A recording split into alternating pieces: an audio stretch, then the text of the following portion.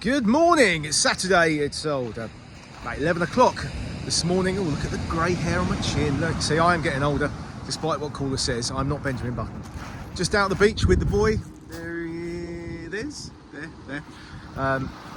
Spurs travel to Selhurst Park tomorrow. We play Crystal Palace at 2 PM UK time. It is not live in the UK, which again brings up one of my bugbears in this day and age. I cannot watch a game even if I'm willing to pay for it. The only way to watch it, the whole game, for a start, is to illegally stream it, and to watch it live is to illegally stream it. Which is just anywhere, I can go anywhere else in the country, in the world. In fact, what I could do is buy a subscription for a company that shows it in other countries just using a VPN. So it drives me nuts. We're 2024 and we still can't do this, but I could hop on a plane to another country and just go and watch it in a bar. It's stupid. Anyway, Palace, obviously wretched run of form. They are currently in 18th place with just 3 draws and 3 points to their name. Those draws were against Chelsea, Manchester United and Leicester. Obviously, United are up and down. Chelsea are a good team this season, so that was a good result. Everything on paper says we should beat them comfortably. But this is football, and this is the Premier League, and it's never that simple. But if you're going to ask my prediction, I'm going to go for a 3-1 win for Spurs. The real question is it going to be Odegaard or Moore, because we know Timo, bless him, he's probably done at Spurs. And I honestly felt so sorry for him. When that second chance, the one that he screwed wide with his left foot from a tight angle, went wide. He was on his knees, and I just really felt for the guy. He's got no confidence at all.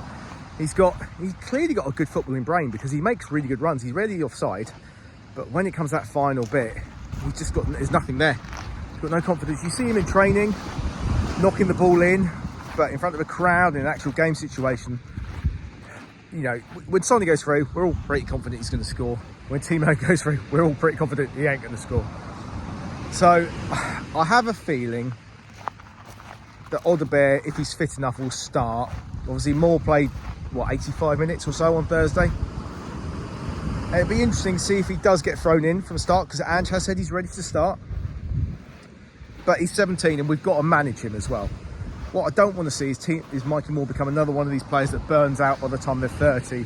We've seen it to so many guys who've come from a young age. Look at Gareth Bale, his body was really failing him in the last few years.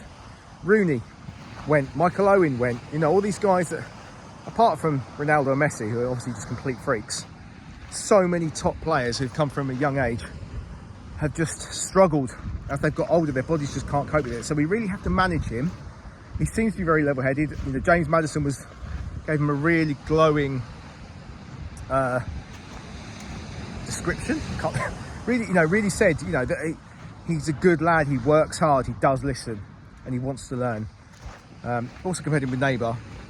I just heard Andy Jacobs on TalkSport describe him similarly to maybe more Eden Hazard. I thought Joe Cole, but actually Eden Hazard probably is the one.